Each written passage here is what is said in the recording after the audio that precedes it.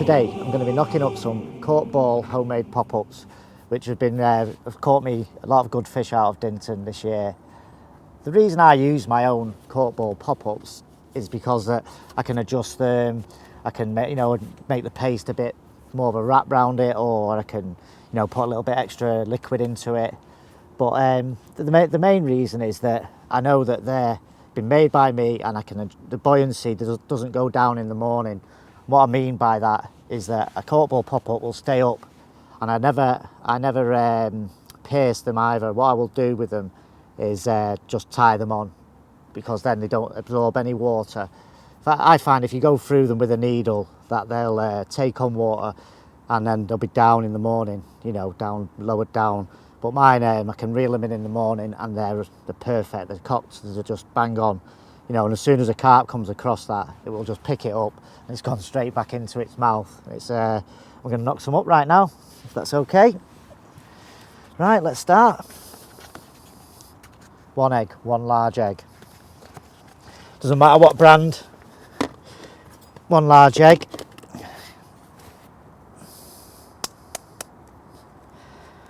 Crack that in there. That's that done. Right. The next additive is this S7 food liquid. Now, you can use up to 30 to 50 ml per egg, because you can't overload it because it's a natural liquid food. So what I do is, per one egg, I will put in 50 ml. I know it sounds a lot, but you don't. Honestly, it's not overloading the bait in any way, because it's just drawing the carp to that bait, and it just brings them straight in on it. Give it a good shake. A good shake. Just pop that into there. That's 50 ml just there. You see that there? It's quite a lot of liquid. It's only going in a hook bait, it's not. I'd even use it, if I was knocking up my own baits, I'd put that into a 6 egg mix. Everybody goes on about special hook baits, but I just keep it simple. That is it. Egg, food liquid, and the base mix. Give that a good stir.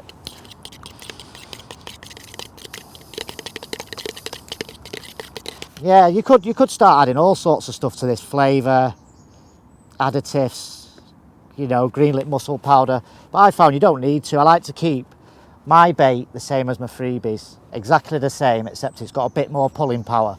Say it comes over 5 kilos of S7, obviously I want my hook bait to be picked up as soon as possible. So with the 50 ml in there, it's pumping out loads of attraction. You can wind these in the morning, and the liquid's just still pouring out of it. Well, anyway, here's the next stage. S7 base mix. Give that a bit of a shake up. Sometimes the powdered additives that are in this, the ingredients, seem to settle a little bit. Just give that a shake. What I also do is I date it as well. I'll date it so I know. I like to have the freshest base mix when I'm knocking up the pop-ups, because these will probably see me through till next spring now, these. So that one is the 30th of the 8th, as you can see. So get a bit of that in there. Let me put this down there. Thing is, just add a tiny little bit at a time, because if you put it in all at the same time, it gets too thick too quick. Add a little bit of the base mix at a time, because the dry mix soon sucks up that egg and that liquid. You'd be surprised how quickly it gets thick. A bit more in there. Yeah, I've had so many good fish on these homemade pop-ups. It's different as well to what everybody else is using. Everybody else, you can guarantee that even if someone's using S7 in the next swim to me, they're probably not using the same hook baits as this. They might be after this, but not at the moment. Let's get in there now. I've had the twin on one of these pop-ups.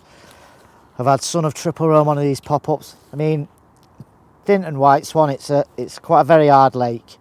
Heavy stock. When I first came here, I thought I was going to, have numbers of fish, but 10 fish a year is a really good year on here. I mean, I've had 7 this year, and I've lost 2, but every single bite has been on one of these, you know, and catch it on a homemade hookbait makes it even better in my eyes. I'm just adding a little bit more base mix to it now, just to stiffen up that paste, stiffen it up to make it into a workable paste with my hands.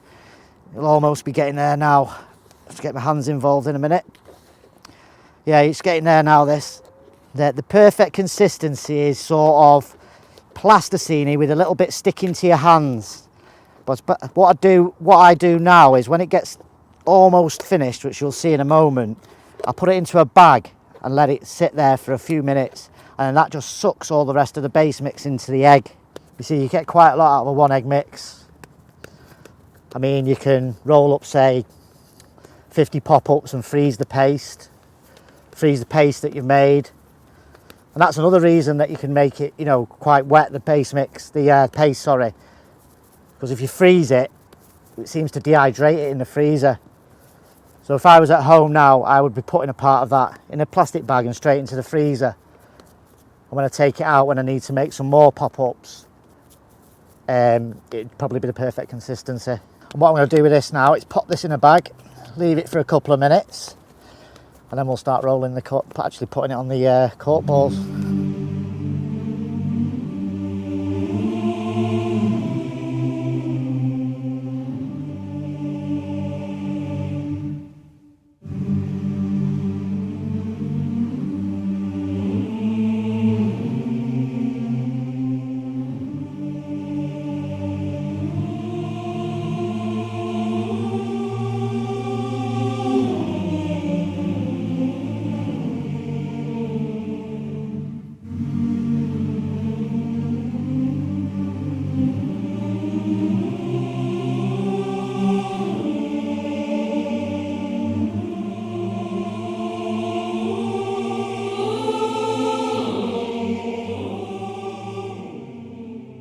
Okay, so this has been resting now for 10 minutes, and the reason for that is so that the base mix gets a chance to, you know, soak up all the egg. That's the reason of saying don't add too much base mix, because by now if that's been left 10 minutes, it would be cracking when you try to roll it, and just wouldn't be the right consistency. We'll get it out and show you. Also worth mentioning is once I've shown you this now, you can see the consistency of that. It's not sticking to my hands at all. It's pliable. It's, you know, it's not cracking, and all that consists of is 1 large egg, S7 base mix, and 50 ml of the food liquid. Nothing else.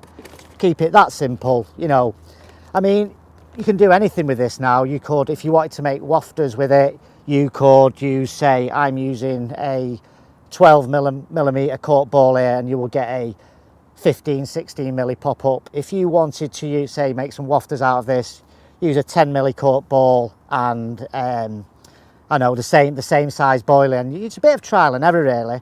You know, you make a good starting point would be a 10 milli cork ball and make it into an 18 milli bait, and then you can do wafters. But what I'm doing today is I'm just going to make some 15 milli pop-ups. Right, pop that back in there.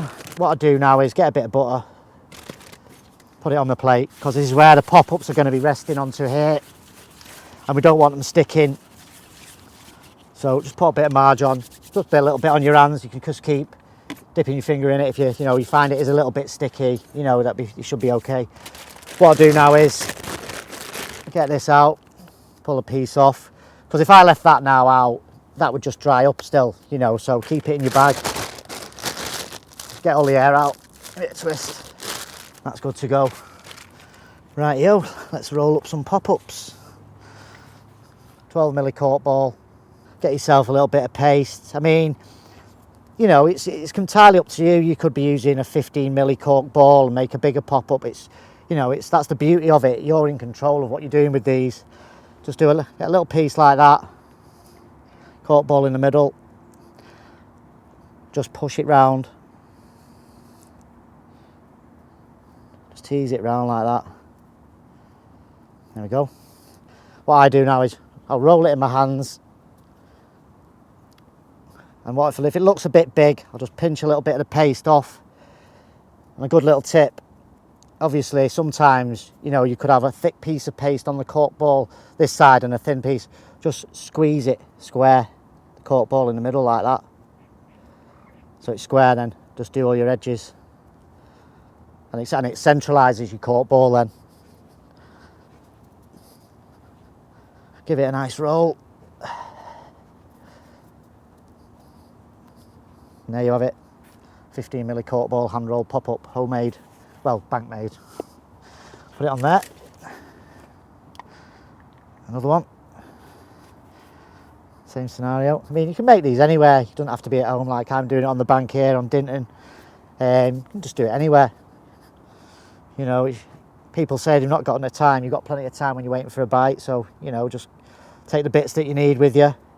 I mean, you can also, once they're finished, these you've finished them and you've dried them off. And what I'll do is boil them for 45 seconds. And what I usually do with them is air dry them, and you can use them like that. What I do is I will mesh them, and I'll show you how to do that in a minute. Mesh them once they've dried, so you have to leave them, say, in a paper bag or an air dry bag for, I don't know, 4 or 5 days somewhere dry. They'll go rock hard, and that's when they're ready for to be meshed up, and that just stops stops little fish whittling them away. It's not crayfish proof, but it'll stop little fish nibbling away. You can get picked up by a coot. You know what it's like. Coot picks you up at first light. Is my bait on? Is my bait off? You can guarantee that with these it won't be coming off as long as it's tied on properly. Right, what we're going to do now is we're going to boil these for 45 seconds, a minute.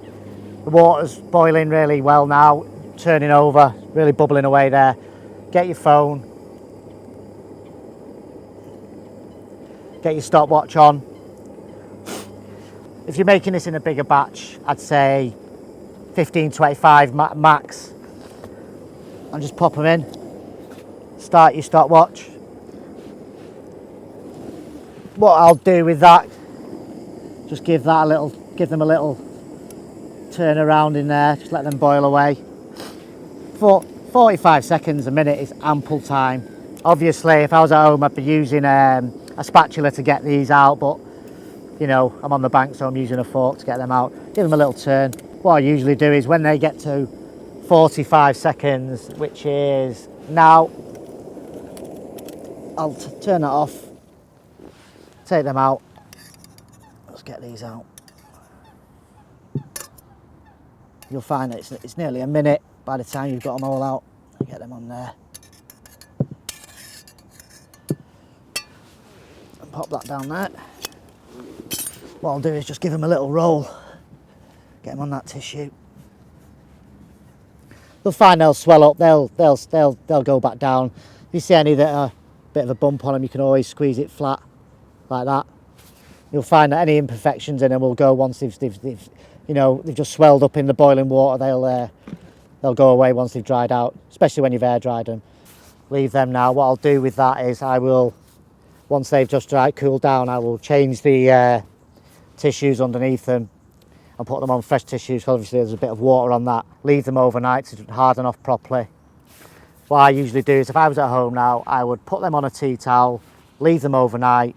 In the morning I would put them into a paper bag or an air dried bag, and then I would put them somewhere dry. You can hang them anywhere. In the house though, I won't say the shed because it's quite damp that time, so you don't want them getting damp or anything. So there we have it, hand rolled cork ball pop up. It's probably going to catch you quite a lot of carp if you can take the time to do it. What I like to do, once I've dried them off, say for a few days, and they're not rock hard, this is one I'm using now. This is an air dried one. As you can see, I don't know if you can see that, it's quite smaller than the one that has just been boiled. So what I do with that now is I get tights. These are Asda's cheapest tights, £2 or something. What I'll do is I will cut the bum bit off because it's a bit thick for the meshing, but you could use that if you wanted an extra thick mesh. You know, you see that toe bit there, it's thicker than the actual leg bit. So what I do is get this, first of all, get my dental floss. It's exactly the same procedure as if you was tying a pop-up on. Make the loop, make another loop, pass it through. That's that bit done. Now with the air dried pop-up, Get your tights. Push it in like that. The beauty of using tights as well, if you was using say armour mesh or something else, you'd have a little bit here that you'd have to blob, and you'd have another piece on the other side that you have to blob. With tights, you only have to blob one side, as I'll show you in a minute. So you get your mesh, and what I do is pull it as tight as it will go. And what you'll find is that as the pop-up does soften a little bit, you won't see that. Once that's been in the water, you won't see that, and the actual paste of the pop-up will come through that mesh, and you just will not see that. So don't worry about that. What you do is twist that. You can see that's lovely and tight. Get your floss that you've just tied into a loop, exactly the same as you was tying a pop-up on. Get both ends,